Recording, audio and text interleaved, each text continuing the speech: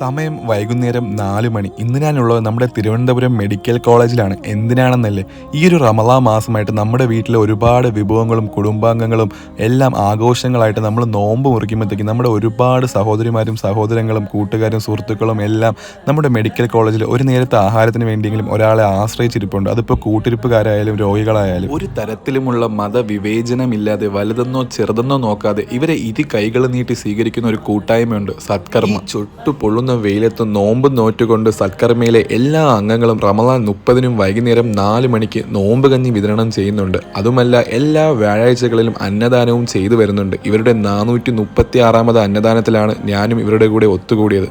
8 കൊല്ലമായി ഇവർ ഈ പുണ്യകർമ്മങ്ങളെല്ലാം ചെയ്തുകൊണ്ടിരിക്കുകയാണ്. അതും കൂടാതെ കഷ്ടങ്ങളും ദുരിതങ്ങളെല്ലാം അനുഭവിക്കുന്ന ഒരു 25ഓളം കുടുംബത്തിന് ഇവർ മാസമുള്ള വീട്ടു സാധനങ്ങളും അതും കൂടാതെ പെൻഷൻ എന്നുള്ള രീതിയിൽ മാസം ഒരു തുകയും അവർക്ക് കൊടുത്തു വരുന്നുണ്ട് ഈ സത്കർമ്മയിലെ അംഗങ്ങൾ. നമ്മൾ ആരും സമ്പന്നരല്ല, നമ്മളെല്ലാവരും അന്നുള്ള കാര്യങ്ങൾ കൂട്ടിമുട്ടിക്കാൻ വേണ്ടിയിട്ട് കഷ്ടപ്പെടുന്നവരാണ്. എന്നിരുന്നാലും അതിൽ നിന്ന് നിങ്ങളാൽ കഴിയുന്ന ഒരു തുക അവർക്ക് കൊടുത്തു കഴിഞ്ഞാൽ അത് വലിയൊരു അനുഗ്രഹം തന്നെ ആയിരിക്കും. ഈ ഒരു പുണ്യ മാസത്തിൽ സത്കർമ്മ എന്ന കൂട്ടായ്മയോടെ കൂടി നമുക്കും കൂടി ചേരാം.